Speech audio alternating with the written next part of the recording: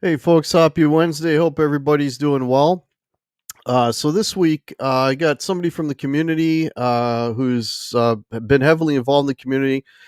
From my perspective, he's been one of the biggest supporters of my channel for quite a long time. So I thought, what the hell? Let's bring him on, and he's got some fantastic stories about back in the day to share with you all. So without further ado, ladies and gentlemen, Mr. Charles Greene, how are you, sir? Hey guys, how you guys doing? Hope It's good to everybody see you all. Good to see you guys. Hope everyone is doing well. Let me just say a quick hello to the folks that are in here currently. Let's see what we got. We have.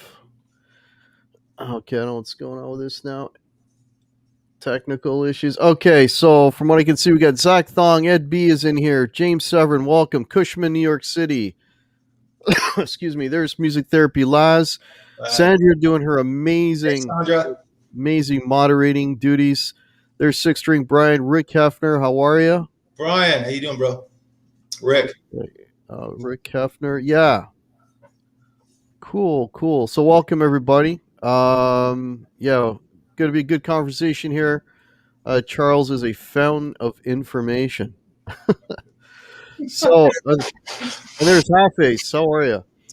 So, How you doing, bro? Let's go right back to the beginning, Charles. So, what? There's Six String Brian. What got you interested in music in the first place? What was your motivating factor? A band or somebody you knew played, or how did it go? No, my dad was into piano when I was real young, and he took piano lessons. And there was this lady who would come to the house, and one day I think I was probably 9 years old, maybe 10.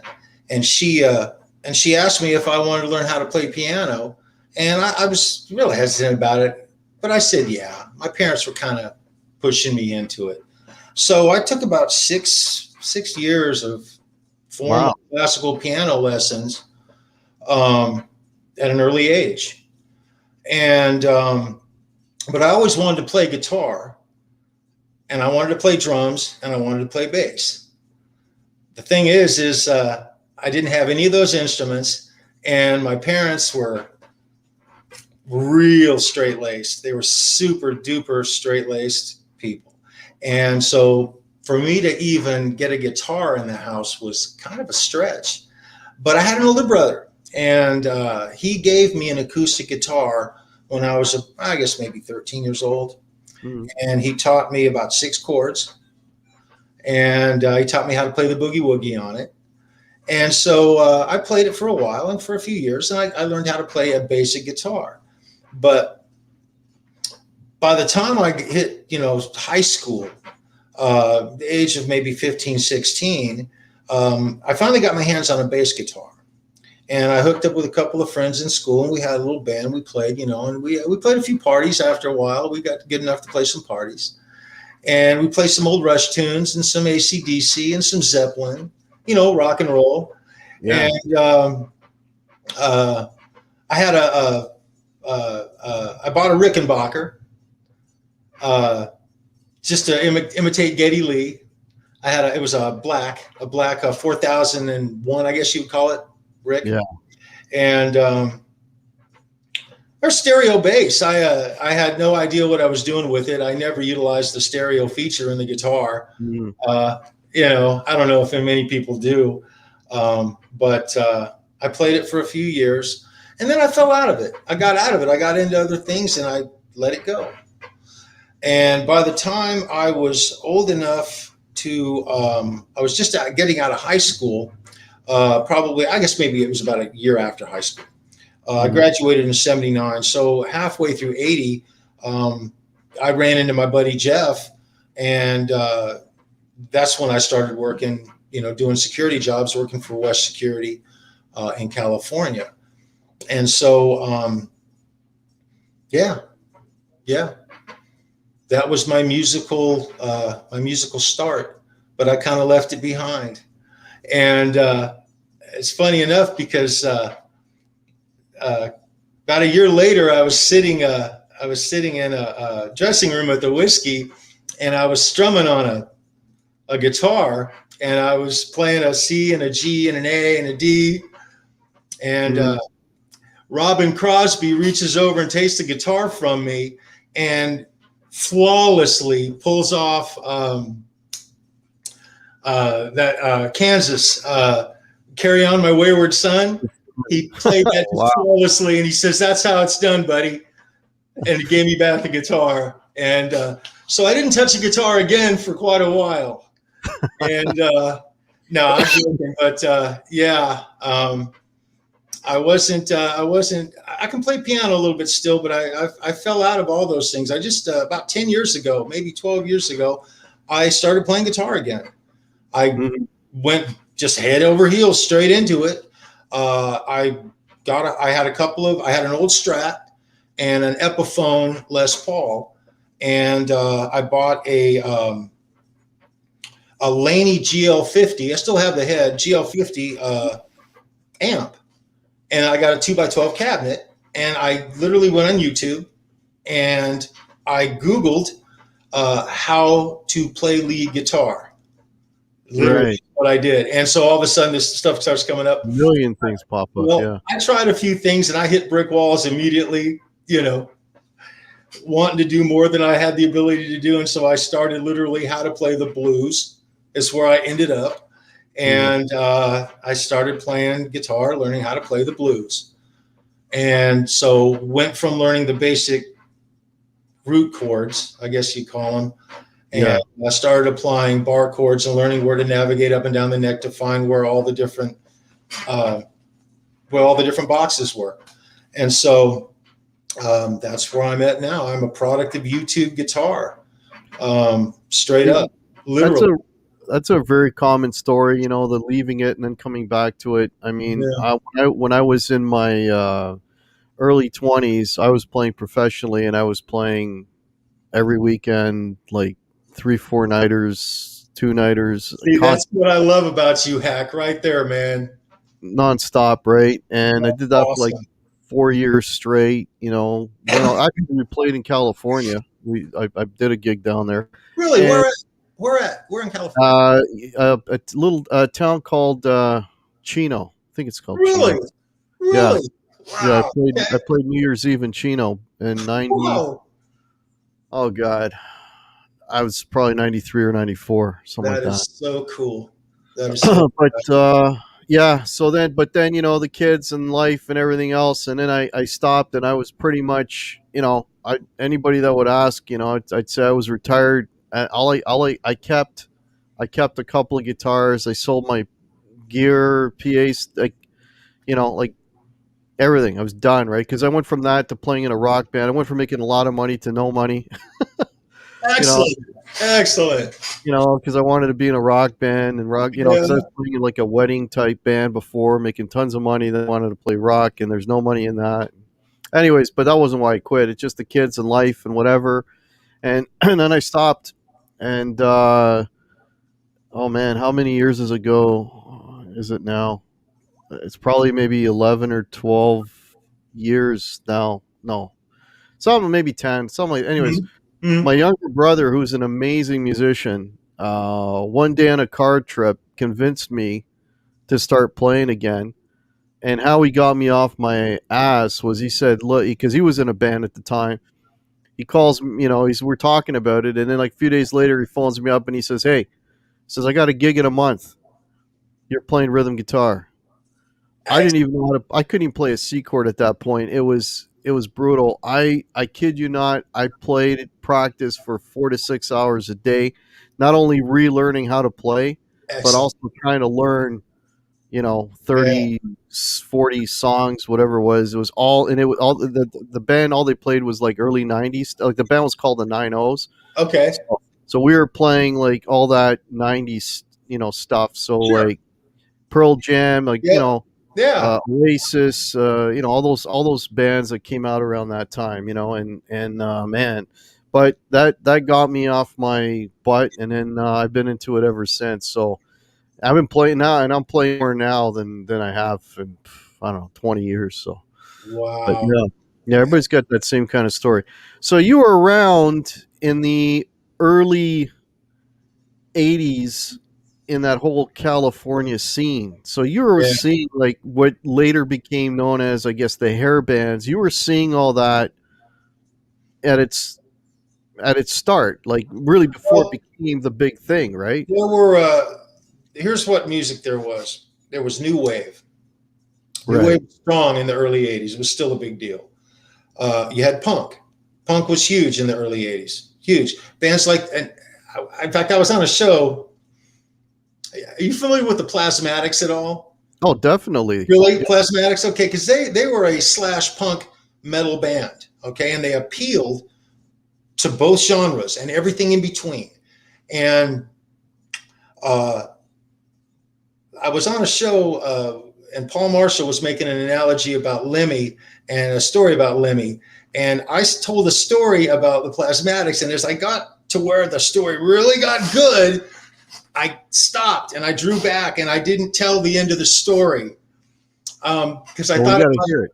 well, I'm probably going to, because I thought it was a little bit too brutal for me to talk about it, but it's such a good story, and it was all about Wendy O. Williams, and Hmm. her and Lemmy were so similar, and the Plasmatics and Motorhead were so similar in the whole mindset of the band. And there was this one time people would spit on you in the punk scene. There was a couple of things about the punk scene that just I didn't dig, and coming at it from a security standpoint in a club. And I worked in multiple clubs, and I worked in all kinds of different venues for about 4.5 years. And I spent a little more than a year and a half at the Whiskey. But I was still interacting there a little bit, even into 82 and a little bit in 83 and a little bit in 84. And that's where a lot of the stories I have come from. Hmm. But the thing with Lemmy is this guy kept spitting on him. He kept spitting on him. And Lemmy kept saying, look, don't do it again. And he did it again. He took that bass, he took it off, and he took it like an axe, and he went to split that dude's head wide open. Oh, He missed him by that much. Hit the stage. Now, he'd have killed that kid. He'd have killed him. oh yeah. Okay? Didn't do it. So he's telling that story, and I'm just having this flashback of a Plasmatic show. I worked a couple of them. I love that band. As a band, it's not even so much about the music, it's just the interaction with those guys. They were so legitimate, and so they lived exactly. When you look at a photo of that band, like a biopic of that band as a group, and you look at it, whatever you're feeling about what you're looking at, you're getting exactly what they represent. They were just a picture of what they were, and they The lived. real deal. I have massive respect for that band. And so I'll tell the story. I'll go ahead and tell the story. I'll tell the whole story again. It's a short story, and I'll finish it with the end. So Plasmatics are playing the Whiskey, sold out show, 2 shows, 2 nights in a row. So they're playing 4 total shows over 2 nights. Hmm. There's 350 people in the club, max capacity. There's 150 people on the street outside that couldn't get in. There's a lot of mischief going on, a lot of stuff going on. It's always a problem show from a security standpoint. They bring in 5 to 10 extra guys from West Security to work in tandem with club security just to deal with what possibly might happen. It was a big deal, right? It was a big deal. Yeah.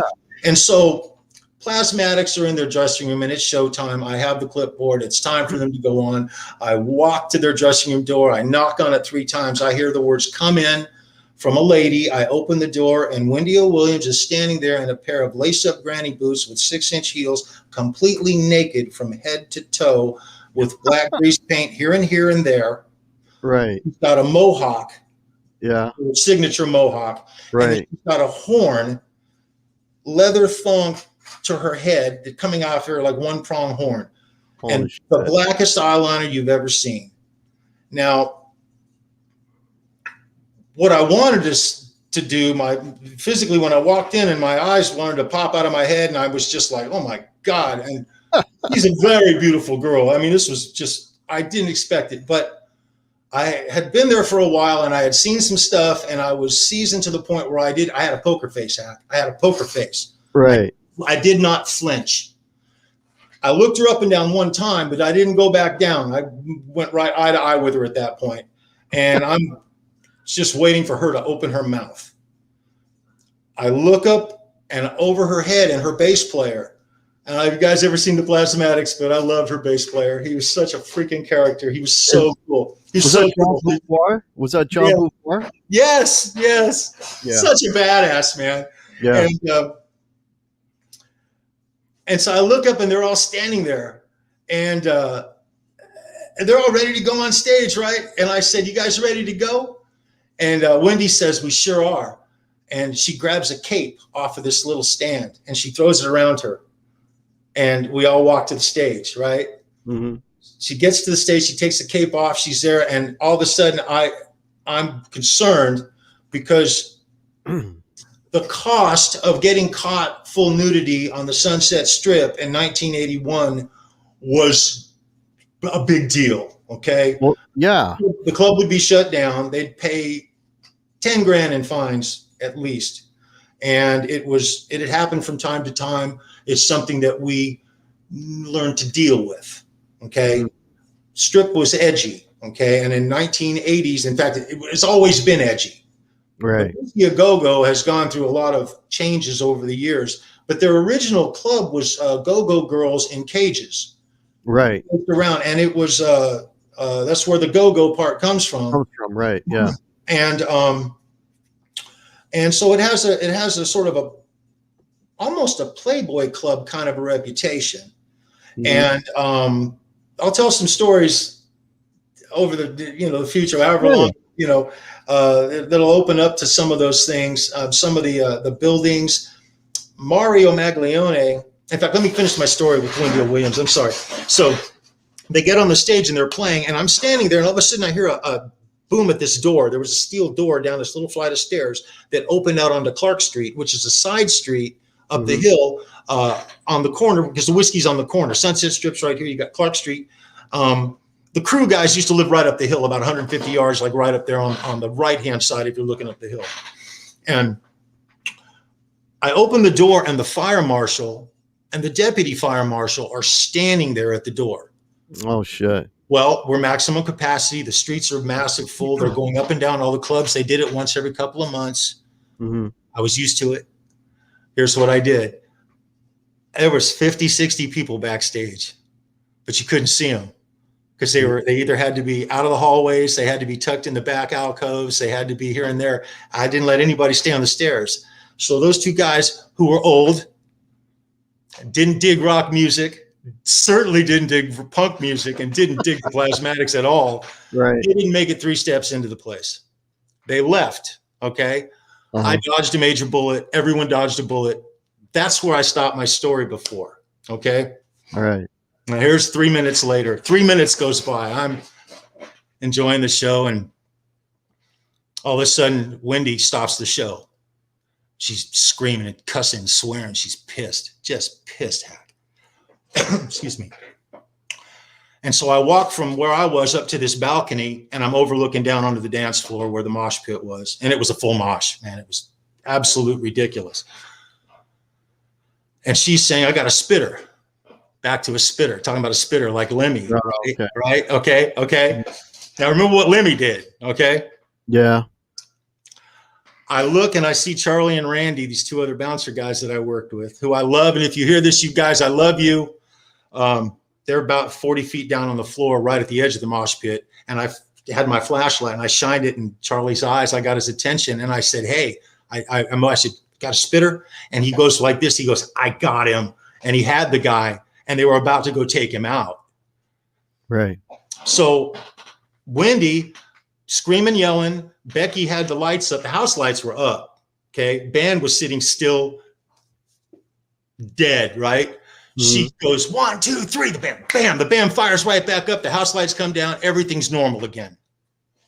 Randy and Charlie are literally working their way in the full mosh pit. Now, you don't just walk into a freaking mosh pit, okay? You have to do it Yeah. surgically, okay? I Right. learned the hard way. I've been into a lot of mosh pits, man, and there's an art to it. I'm just going to say that. You go the direction of the mosh when you go in. You don't go against the mosh, you go with the mosh. Anyway, Right. so they're going in. I get back to where I was standing, which was literally 10 feet back. I spin around. All of a sudden, Wendy comes off the stage, straight off the stage onto this guy who spit on her. She latches onto him with her legs around his torso and grabs the top of his mohawk and proceeds to beat him bloody with the microphone. Now, Oh, this is a cordless mic. right. Everything she's saying, every blow is coming over the PA. Right. It was like the most awesome in your face beating I've seen in a long time. It was epic. Classic Whiskey a Go-Go. I'll just say that. So Randy and Charlie are just about to this guy but she's on him now. Okay. Mhm. So they're going through the process of getting them apart. I come all the way back, go down by the catwalk, come down onto the stage, and I'm hanging over the edge of the stage and I'm waiting because she's got to get back up on that damn stage, and it's 5 feet. And she's not a very tall girl, and she's in 6-inch high heels. Right. And so anyway, she gets away from it. She turns around, she looks at me for a minute, and it was like the Red Sea had parted. There was no more mosh going on, man. It was dead silence. House lights were up, and she sprints for the stage. And she plants and she puts her foot up on the stage and she throws her hand up. I grabbed her. I pulled her up onto me. I've had Wendy Williams' naked body against mine. It was spectacular. That's all I'm saying. Okay. Grease and all. Pulled her up onto me, got her back. She literally counts off 1, 2, 3, 4, and the band, bam, fires right back up like a gun, man. It was like she had these guys just boom. House lights come down the stage. They finish the set. Right. I get off the stage. I come back up. I'm standing there, and I am covered in this guy's blood that she got on me. And so I've got the blood all over my shirt. End of the story. That's the end of the story right there. But the next morning, I still lived at home. My mother is standing at the foot of my bed holding this bloody shirt, arms shaking, saying, "Do we need to get you to a hospital?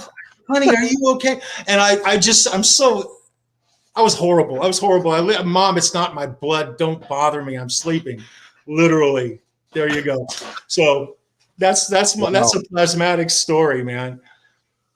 Yeah, they were man, they were quite the band. I mean, Yes. at that point, were they doing like bringing out the chainsaw and doing that whole shtick? Oh yeah. 5 minutes after that, she was cutting a TV set right in half with an electric chainsaw. Absolutely. Sledgehammer. Oh yeah. Yeah. Holy Straight up shit. plasmatics, man. They were in their prime. Wow. In their prime. Yeah, that must have been a crazy show. Yeah, you know what? And when that band, I mean, the reason I know John Beauvoir and I know anything about Wendy and the Plasmatics is because there's a Kiss connection.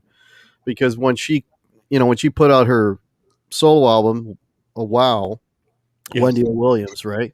Yeah. Basically, that was a Kiss album. It was all the guys from Kiss played on it. Gene produced it. Ace Frehley plays on it. Yeah. So, Yeah. yeah. But yeah, that's crazy, man. That's crazy. So in your time there at the Whiskeys, that was the hangout place, right? Like, I mean, you must have run into a lot of these artists that we now, are legendary because they were there. They were the hair metal heroes that a lot of us grew up, listening to and got us into music. Yeah. Looking back at it now and knowing how things turned out with the various, because I was telling somebody this the other day. I forget what show it was. I was sharing the story, but there were so many guitar players and so many drummers and so many bass players and keyboard players. And I mean, when I say so many, I mean so many you can't even remember their names. You remember a face. And if they didn't stand out, if there wasn't something that was memorable, or something that was memorable about what they did, Right. you just didn't remember them. That's how many there were. And so getting back to that, I have seen Rat, the band, as Mickey Rat to M Rat to Rat. Mm-hmm. 2, 3, 4, 5, 6, 7, 8. Almost 10 guitar players. 10, Holy shit. 10. I said it, 10, maybe more. There was I'll tell you a story. I'll tell you guys a story. I got a story. So talking about guitar players and what they did then and who they were then and the bands they were with and how history proved out. Okay. So let's talk about Jakey Lee, Warren DeMartini, Mm-hmm. George Lynch. And let's talk about those three guys. So at one point in time, Jake was back in Rat. Okay. Not Mickey Rat. I'm talking about Rat. Okay. Mm-hmm. And it was a very short period of time. And Rat's sound was coming into focus. It was coming into focus. It didn't come into focus like what we know as Out of the Cellar, that sound, that exact sound, until Robin started playing with Warren, because Robin became a better guitar player the minute he started playing regularly. Now, they knew each other since high school. Warren DeMartini used to watch Robin play in a high school band back in the day and down in San Diego. And they're from La Jolla, that's where they're from. And so when Jake was playing in Rat, Robin wasn't happy. Okay, Robin, I'm telling you something Robin told me. That's what I'm telling you right now. Robin told me this, so I'm just going to repeat it to you guys. Take it for what it's worth. He was the most unhappy I'd ever seen him. Most unhappy I'd ever seen him. He was not evolving as a guitar player. He felt like he was being stuck back in the shadows because Jake didn't want to let him do anything but play rhythm. I'm paraphrasing, okay? So he's unhappy about it. He's voicing this to Stephen. Now, if you guys don't know Stephen Pearcy, I'll give you this about Stephen Pearcy. There would be no Rat without Stephen Pearcy. Stephen Pearcy is a single one member of Rat that's always been standing. I've watched him show up with a band, fire one member, 2 other members leave, him standing there alone. Still got his band. He got no members in it, but it's his band, okay? Right. Rebuild the band. I've seen him rebuild Rat 1, 2, 3, 4, about 6 times, 5, 6 times. Wow. In 1981, they played the Whiskey and they had 3 drummers. Now, Bobby and Juan were not in the picture until 1982. Mm-hmm. In fact, I actually wrote a couple of names down. Matt Thor and Kurt Mayer were the bass player and the drummer that I remember, that I knew back in the Whiskey, along with Warren and Stephen and Robin. That evolved into the classic lineup that we know. But their sound was Rat, the Rat we know at that time. It just needed fine tuning. And we all love the fact that Juan and Bobby got into the band because they just were icing on cake at that point. Literally icing on cake at that point. But let's talk about this. Jakey Lee's playing in Rat. Mm-hmm. Robin's not happy. About 7 weeks later, Jake leaves. Okay. The end result is Warren comes in and Rat becomes Rat. I'm just cutting to the chase, right? Jake goes and tries out for Ozzy, even though George Lynch was the guitar player at the time.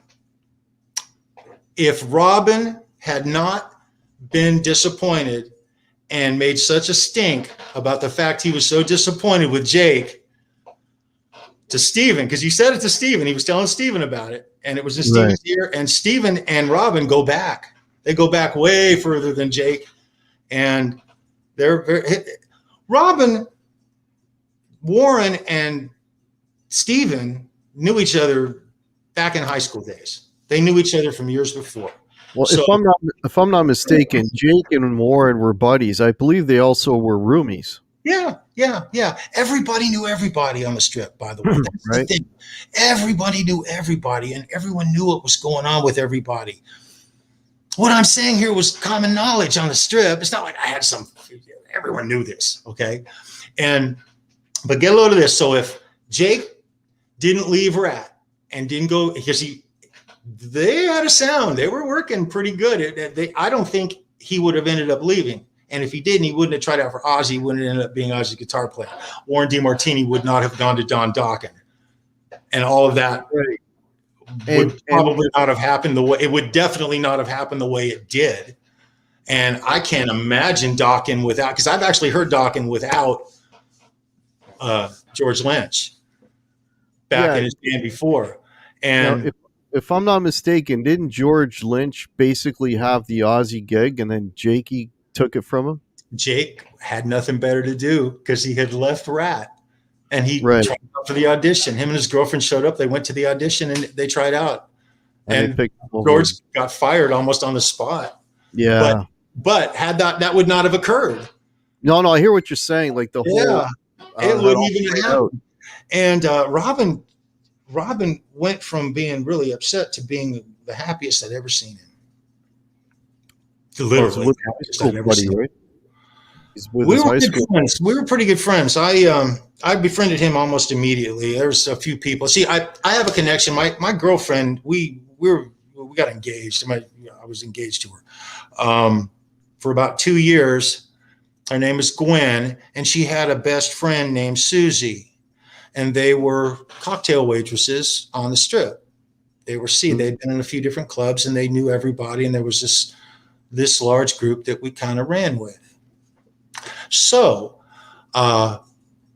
when Point of Entry happened with Judas Priest, oh yeah, this is a good story. When Point of Entry happened with Judas Priest, Gwen and I were talking about going to see Priest because she wanted to see, we're talking Hellion Electric Eye. It was one of the very best Priest tours I've ever seen. I've seen Priest a bunch of times working for West Security. I've seen 2 tours with them. Yeah, you're talking about the Screaming for Vengeance tour. There you go, buddy. And I love Priest. I love my favorite band. Well, this is a good Priest story then. Robin loved KK Downing.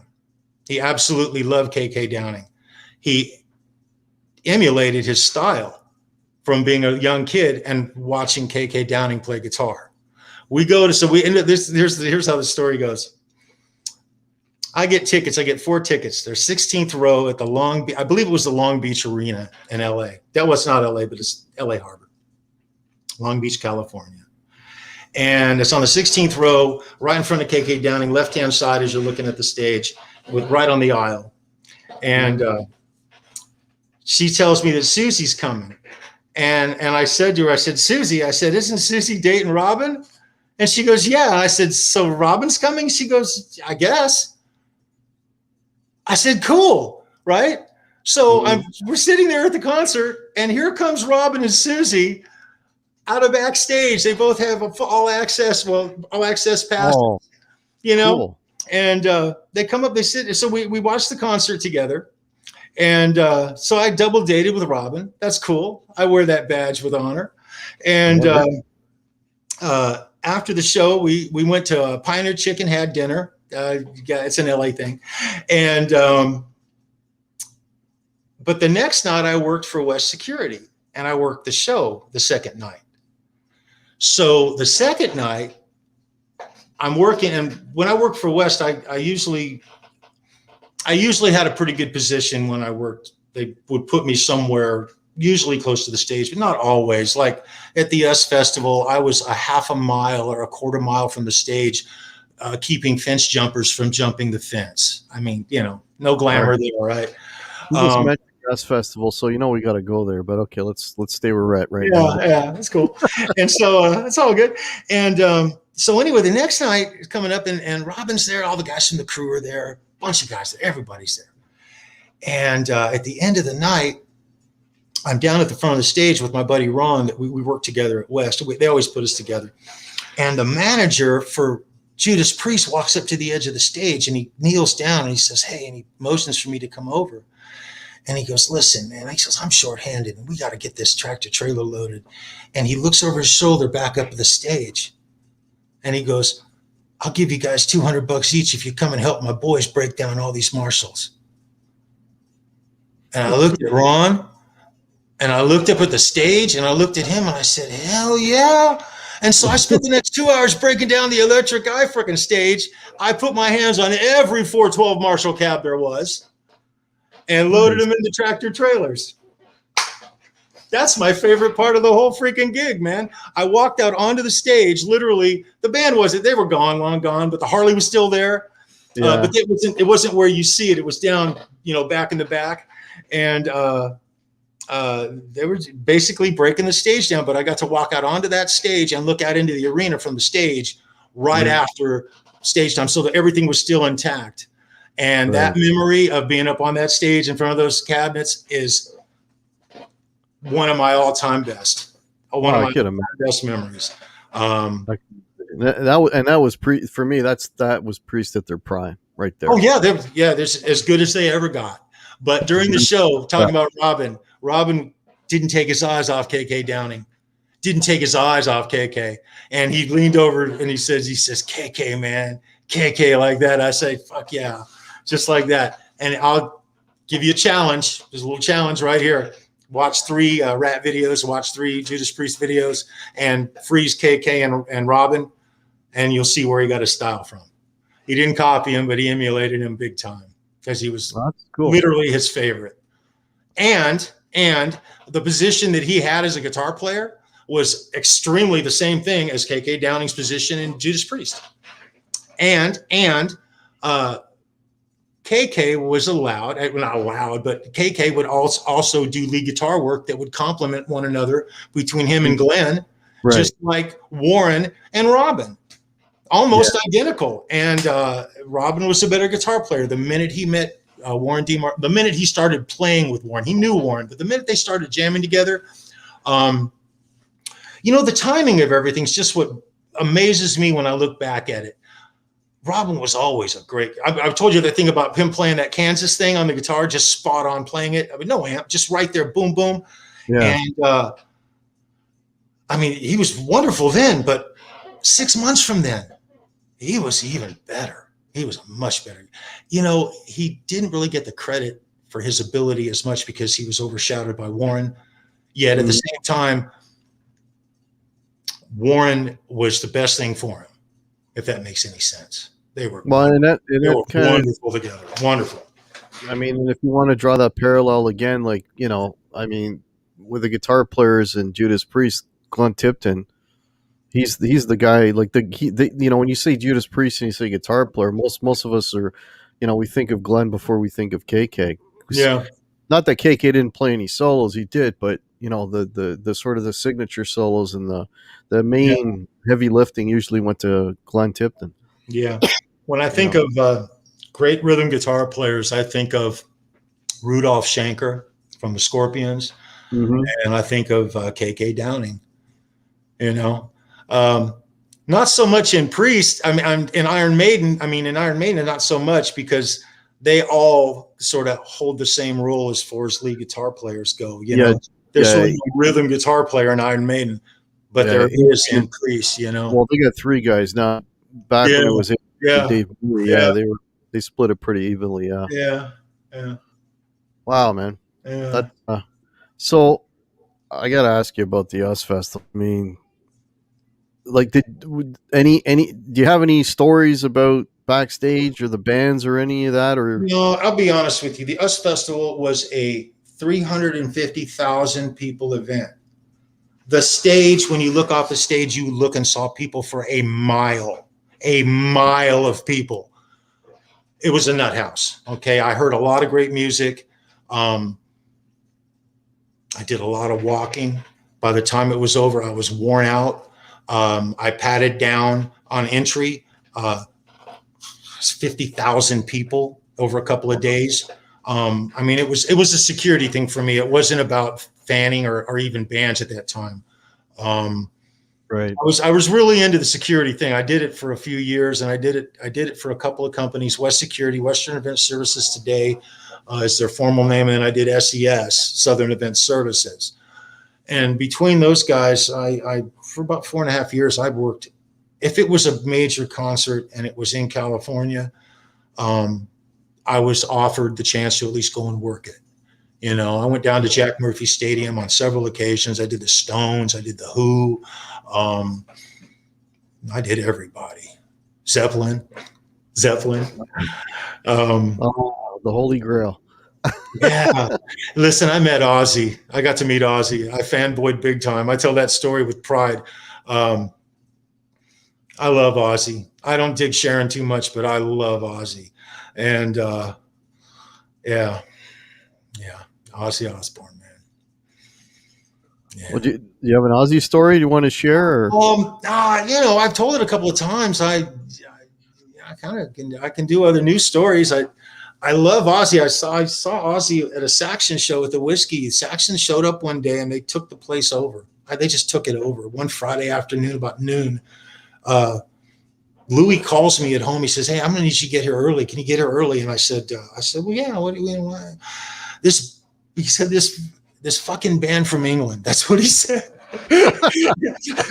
He says they showed up here. Mario made a deal with them, and Chuck, they're in the power room and they're skipping wires. And I said, "What do you mean they're skipping wires?" He says, "Yeah, they're taking wires from transformer to transformer and trying to get boost power to power their amps." And I knew who Saxon was. Okay. And so I was like, I was jazzed, man. I was jazzed. So I get to the club. I'll tell you more about it. I get to the club and Red Keller is there. Red Keller is the acting manager. And I literally get up the stairs and he's standing there and he's all nervous. And there's roadies everywhere. And a tour bus sitting outside on Sunset Boulevard. And he's got these 2 fire extinguishers in his hand. Just pathetic hack, just pathetic. 2 fire extinguishers. And he's standing outside this power room. And it was the power room. There was 2 big panels in there with breakers. All the power breakers for the whole club. And there was like 40 of them. There was a lot of them. And it was 2 separate panels. These guys were skipping wires from breaker to breaker. Okay, so they were double jumping breakers. I'm not an electrician. I kind of have a basic understanding. But I'm an electrician. What they were doing? What were they doing? 220 volts because they're bringing stuff. England doesn't run on 120. So that's why they're doubling their voltage, which is they had to do it. I get it. Yeah. I get it. Yeah. I mean, I'm in construction and I stay away from electricity because I don't understand it really, but it's a good idea. yeah. But so anyway, these guys are in there and there's a couple of the roadies in there and the band is in the tour bus still. It's early, man. And so I'm there and Red says to me, he says, "Charlie, have you got the keys to this room?" I said, "I got the keys, Red." And he gives me the 2 fire extinguishers. He says, "Listen, if this club catches fire," he says, "I want you to save everyone and don't let the club burn down." Just like that, right? I said, "Oh yeah, no problem, buddy." You know, so I had to keep an eye on that room, make sure if there's any smoke and everything. And they literally they came out of the gate hard and heavy, and that place was sold out the first 2 shows. Okay, that first night, Friday night, every metalhead came to town. The second night, the first show was sold out, but then the second show on the second night was only about half full. They had another show to do on Sunday. By the time that Sunday show rolled around, that club was 1/4 full. Nobody was buying drinks. Everyone was out of money because the only people who were there were the diehard fans. Yeah. And so there was this tension that was growing with the club and the management of Saxon because they had undersold the expectation. And so there was this whole thing going on. Now, while that's going on, I'm standing at my little post there in the doorway, and there's this dark, shadowy area over to the left out of the light. And everything was dim in there anyway. We kept it very dim. And I see these 2 eyes looking at me, Hack. These 2 eyes, man. Eyes. And I can't make out the figure. There's like a shadowy sort of silhouette. And this goes on for about 30 or 40 seconds. It seemed like forever, and I just keep staring over at him. And it was a guy, and he takes a step forward, and it's freaking Ozzy. And he was about 4 feet in front of me at that time. And when I saw him, all I could do was be like, Ozzy. I shouted his name, right? And I was like, holy shit. I mean, it's the Bloody Prince of Darkness is standing there in front of me, right? Yeah. And I fanboyed out, Hack. I fanboyed out, you guys. I couldn't help it. I just was like, holy shit. So I shook his hand, and I asked him what he needed. He wanted to go backstage. I was like, man, right there, buddy. He went up to Saxon's dressing room, and I only did this a couple of times, I swear to God, where celebrities would show up and I just wanted to be around them.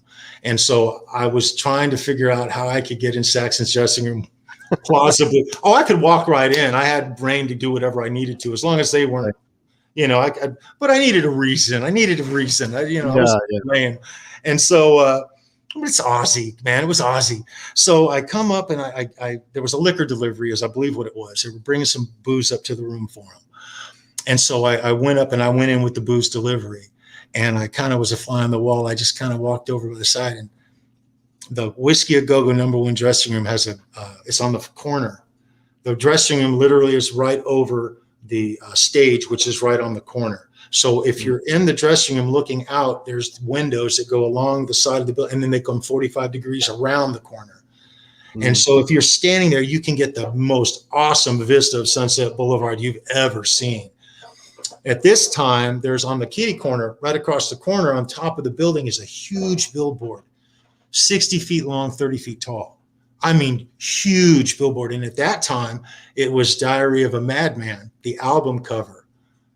Wow. And Ozzy is standing there with Biff, the lead singer from Saxon, and the drummer, and one of the guitar players. So the four of them are all standing there, and they're all hugging because they all live in the same neighborhood in England. I mean, they literally grew up together. Yeah, they're neighbors. Well, that's why Ozzy was there. His boys were in town, and Ozzy was in town, and he was going to come see some of his friends. That's literally what was going on. But cool. Ozzy was wasted. And Biff is standing there and hugging on him. He says, and this is what Biff says to Ozzy. He says, Ozzy, what's it like seeing your album cover on Sunset Boulevard? And Ozzy goes, what do you mean? He's looking right at it, but he can't focus. I think the glare of the glass and the neon lights were messing him up. And so he asked him again. He says, no, Ozzy, you're right across the street. What's it like being on your album? And Ozzy's like, I don't know what you mean. And so he asked him again a third time, and they kind of got him. They mumbled a little something, and Ozzy recognized it. And he goes, oh, it's bloody marvelous, he says, bloody marvelous. And so I'd seen that. It was time for me to go. I had a job to do. And so I bowed myself out and got out of there. He was there for another 20 or 30 minutes. And he came down, and as he came down the stairs, I told him I just loved him. Basically I loved him. I shook his hand, and yeah, that's my Ozzy story. I'd seen him a couple other times, but not in that nature where I talked to him. I was just like happened to be there, and he was coming by. Right. That was tour stuff, working shows and things of that nature. So one band I got to ask you about is, I'm sure people are here chomping on the bit.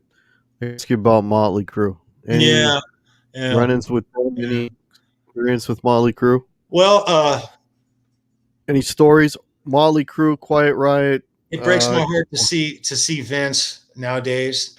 I don't know if you guys heard recently, but he just canceled he did I just saw it on YouTube, but it was this weekend, I think. Got halfway through, says my voice is gone. Sorry, everybody, and he walked off the stage. Yeah, and the thing about it is knowing kind of what I know about Vince, there's some underlying thing going on that's I don't know. I knew this guy's pretty good back in the day. I knew him real good. In fact, I was really good friends with their manager. We hit it off. When I was at the whiskey, I became closer to their manager at first than I actually did the guys. And the thing about it is this. When I met those guys, they were the most badass freaking band on the Sunset Strip.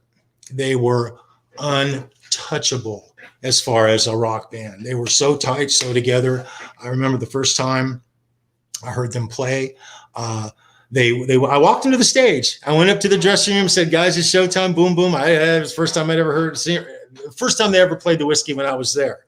They had played before, and some of the other bouncers who didn't really dig Motley Crue, they were punk. They were into punk bands, and they didn't like hair metal. And they used to talk crap about hair metal all the time. There's stupid stuff, but that's what they did. And so I walked into the stage, and then I walked right back up the stairs, and I was in the very back hallway talking to Randy and Charlie. And Motley Crue started their set. And I'm going to tell you something. It wasn't 30 seconds before I was down there by that stage. I had never, ever heard anything like that, period. It was so badass tight. Their music was original. It didn't sound like anybody else's. It didn't sound. They had a unique sound. And Tommy, when he played drums in the whiskey, he has a swing to his drumming. And he hits crisp. Hard. He hits so clear. He hits hard too. He hits really hard, but he hits crisp and clear. And it rings out. The whiskey's made of wood. It's an old wooden structure. Okay. It's masonry on the outside, but the interior is wood. And there's a certain vibration that goes through the club. And when you're upstairs, yeah, you might as well be right on stage. I mean, literally there's just the decibel level's lower, but you can feel it. And I had never felt nothing like that. So I made a beeline for that stage, and I came up through the door, and I looked, and Tommy was spinning his stick, and he was just right on time. And I looked, and I was amazed. And I looked over my left, and Alan was standing in the shadows, kind of where Ozzy was. He was standing there, and he had his arms full, and he was just bobbing his head to the music. And he looks over at me, and I was just like, God damn, these guys are fucking good. Holy shit. And he looks, he says, these boys kick ass. Just like that. And we were immediately friends. I think I said something to him like, if you need anything for any reason, you just ask me and I'll make it happen for you. I think these guys are the greatest thing. I told him, you know, how great I thought they were and how unique they were. And he was shaking his head because he knew he understood what I was talking about because he felt the same thing. He loved those guys. And he put them up on that hill. He took those three guys. Now, Mick had his own place, and Mick was the responsible one, okay? Mick was the guy who, when it was the end of the night and the show was over, he had Barry, his cousin, put him in a car and drive him home, okay? Like clockwork. But the other three boys, not so much. They hung out and liked to party. So, excuse me. So, Alan took those boys and he stuck them a football field up the hill from their club. And when I say that was their club, they lived in that place. Mario fed them. He let them have drinks. I mean, they'd come into the club, they'd call up to the Roxy and they say, Mario, is it okay if we swing by the whiskey or whatever? He'd be like, yeah. And the phone would ring and Louis would pick up the phone. He'd be like, yeah, I got him. And they'd come in and he would make sure they had a drink. If they needed something to eat, he would make sure he fed them. And so when I say that place was their home, they literally lived there.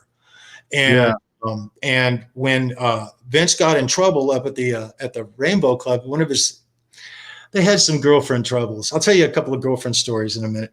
And so Vince had this problem up at the Rainbow Club, and he actually got 86 from the Rainbow Club for about 3 months at one point.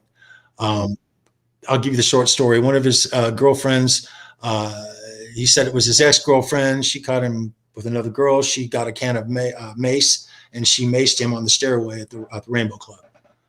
And a bunch of people got into it. Vince got it in his eyes. There was a whole big fight thing. And anyway, long story short, Mario got mad at him. kicked him out for 3 months. And so I remember talking to Louie, and I said, Louie, what are we going to do, man? Where are these guys going to go? Where are they going to go? They don't have anywhere to go. And Louie says, no, don't worry, man. They can still come here. They just can't go to the Rainbow or the Roxy. And I was like, oh, okay, cool. No problem, you know? So they dodged that bullet there because Mario wasn't going to let them fail. But I'm kind of rambling around a little bit. Back to Alan Kaufman. He took care of them to the point where they didn't have lavish lives, but he put them right where they needed to be to get to where they needed to go. And he gave them like $100 a month, $25 a week. I think it's what it was. Tommy told me that. So if I'm a little wrong, that's what Tommy told me. So and that's what Vince told me as well. I heard them both bitching about it on more than one occasion. They'd get $25, it'd be gone. They'd spend it on liquor. Usually that's where it would go, you know? Yeah. But I'll tell you something about those boys in that club and that music that they put out was so special. And it was funny because I watched a lot of bands who were good. A lot of bands who were good. They were good. They were good, solid bands. Even Rat in the beginning, they didn't have any discernible hits. There were no songs. Lack of communication. That particular song kind of rings out in my head as where their music was right around 1981, maybe January, February in 81. That's kind of where their sound was, the rhythm of their music. But they still didn't have anything that made them stand out like the Crew did. Right. And it didn't. I don't know how it would have turned out with Jake if he'd have stayed in Rat. I don't think that it would have turned out anything. In fact, I know that it wouldn't have turned out anything like it did. Out of the Cellar would not have occurred like that. In fact, they might have broken up again based on the track record between him and Steven anyway. Jake wrote himself a great record for Ozzy with Bark at the Moon. So. And let me tell you what, it may not have ever happened. It might not have happened. And I sit back and look at it now and I have to laugh and in amazement, you know, looking at the way things were. It was interesting because, you know, I'd be standing there in the hallway and James Hetfield or Lars Ulrich would come running by, and they were kids. We were all really young, man. We were really young. Okay. I was 20 years old. And they were all, you know, I think now Robin was 2 years older than me, and Warren was 18 in 1982. He was just 18 years old. So he was a flat out child, literally, when Rat took off. So when the Rat we know took off, is what I mean to say. Yeah. What Quiet Riot? They were one of the bands back in the day there. I remember the day Randy Rhoads died, man. I remember that day when I got to the club. I heard it on the radio that morning. And it was just devastating. It was, Randy was a California fixture. He was an LA thing. He was just loved on the Sunset Strip. He played he was known in every club. He knew everybody. My girlfriend cried for 3 days when he died. For 3 days, she cried. I cried for a couple of days too, because everybody was so damn sad. It was really, really, really sucked. And when I got to work that day, I came into the club, and literally every single waitress and even the guy in the back in the bar, we all knew him. We knew Randy. We got to talk with him. I didn't get to spend nearly as much time as my girlfriend did. They all knew him really, really well. He was the sweetest guy. Nice kid, eh? No. Oh, geez, was he a nice guy. And yeah. Quiet Riot, Kevin freaking Dubrow. Yeah. So Kevin Dubrow had a band. His band was called Dubrow. That was the band. And he had a bunch of musicians in it. And I wish I could remember all the names of the guys, but I'll butcher it up if I try, and so I apologize. But he packed his band with the best musicians he could get, Mm-hmm. And if the minute he got a better musician, he would axe that guy, whoever it was he was replacing, and he'd replace him with a better one. He was ravenous in his behavior.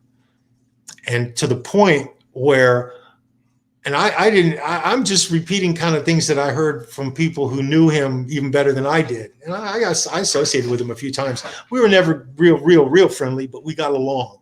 We got along, and we would say hello to each other. He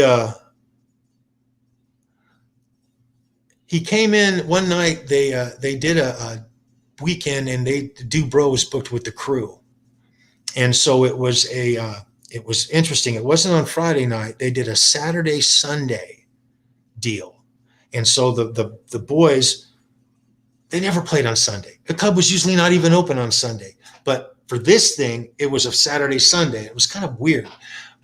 But Dubrow, for all the things you hear people say about him and about what, they call him everything, okay? And the first night that they played, Nicky came up to me and he said, Charles, he says, I don't know if you know Kevin or not, but he's known for drama following him everywhere he goes. I think I'm quoting that exactly right, too. Drama following him everywhere he goes. And I said, what do you mean? And he said, well, he just has a reputation of pissing people off. And if he doesn't get his way, we're all going to pay. I'm like, well, it didn't mean anything to me. I never met the guy. I don't even know he's, I don't know anything. Well, anyway, 30 minutes later, 30 minutes hadn't even gone by. Somebody's feelings were hurt. Somebody was upset. And there was dissension and people were pissed off backstage because Kevin ran his mouth. This is what he said. He was making comments about Motley Crue and talking. He would pick the weak point of a band, or he would sort of exploit it.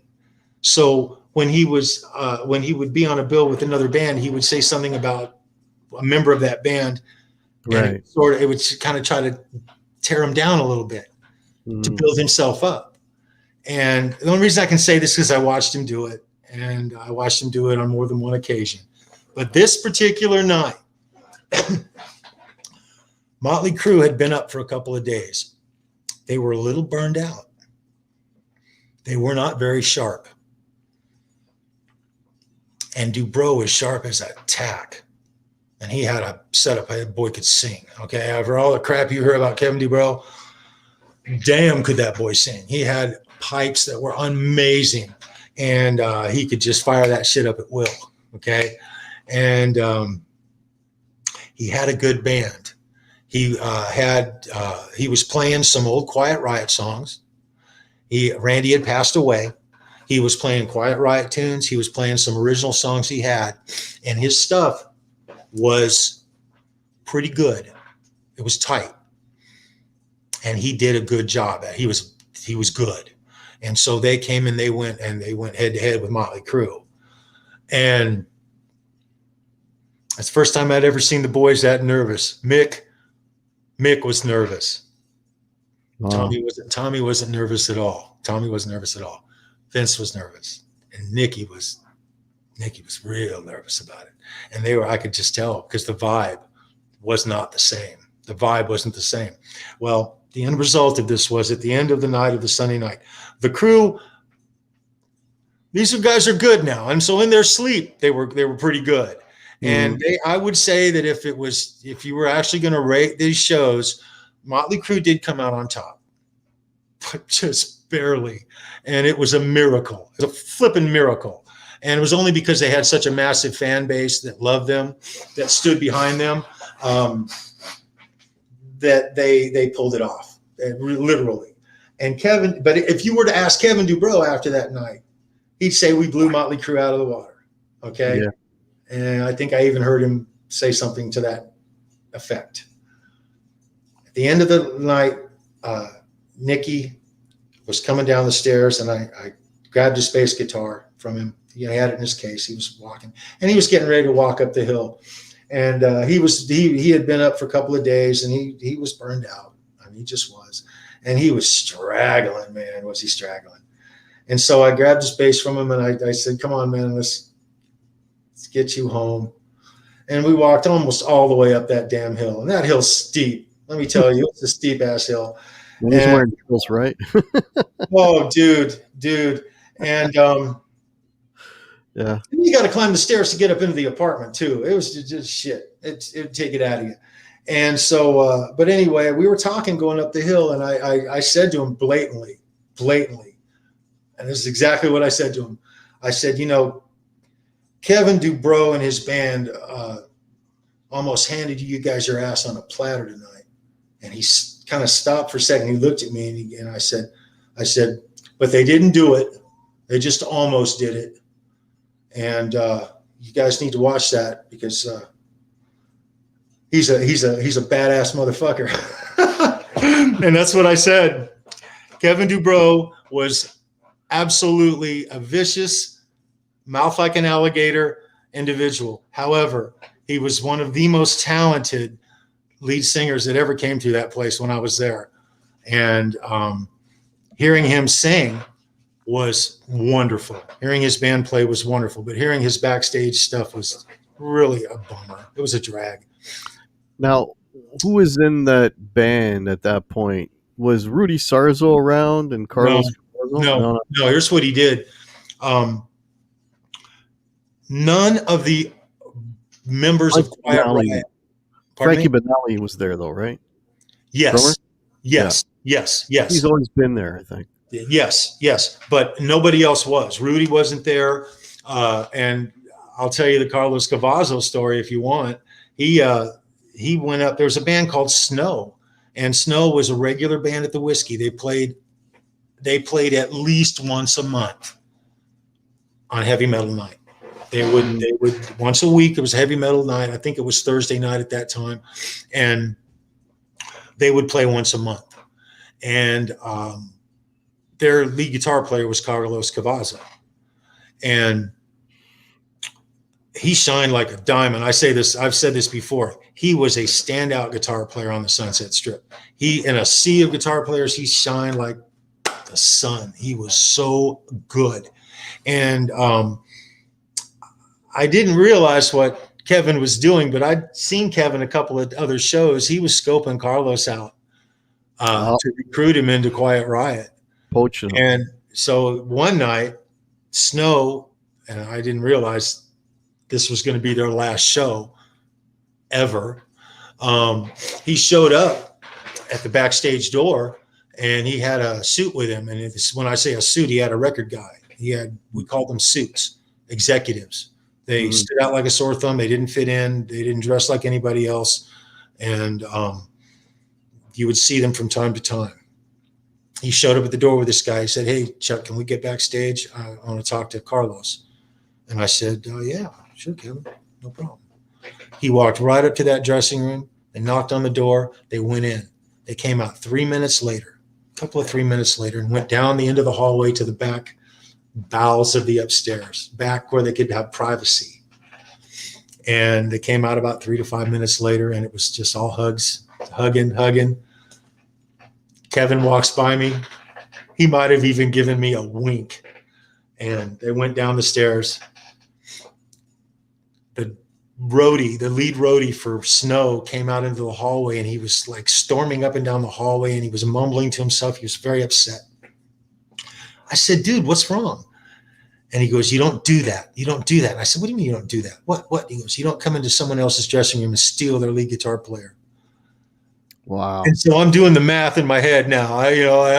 I'm thinking, no, he did not. He did. Not only did he do that, he took their lead song. They had a song, and it was Carlos Cavazo's riff for Mental Health. That 5-note that we all know, that riff was opening to Snow's set for as long as I heard them play. The song wasn't quite the same. It was much better, the version that Carlos and the guys came up with in Quiet Riot, the one that we know. But still, it was a good song, and it had that riff. It was a Carlos Cavazo signature riff. That was his riff. And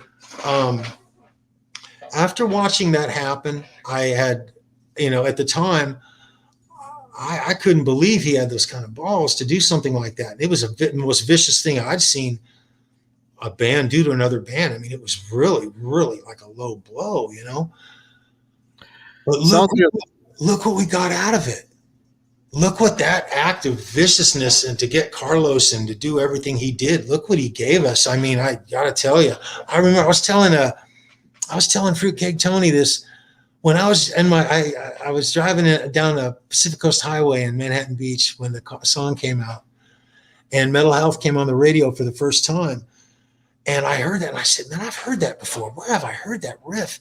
And it took me a little while to figure it out. And then when I did, I realized, and I flashed back to the whole thing with the story I just told you. And right. I realized that he not only, I use the word eviscerated.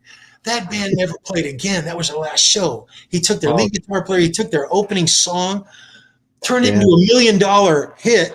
Yeah. And I realized all of it at once down the road. I had to pull my car over, Hack. I pulled over and I was just like, oh, I was going like this. I was like, I can't believe this shit. Yeah, that was one of those moments, you know. That's doggy dog, man. Yeah, but that's Hollywood, man. That's Hollywood. That's LA. That's LA, dude. That's doggy dog. Well, we've been going a little over an hour.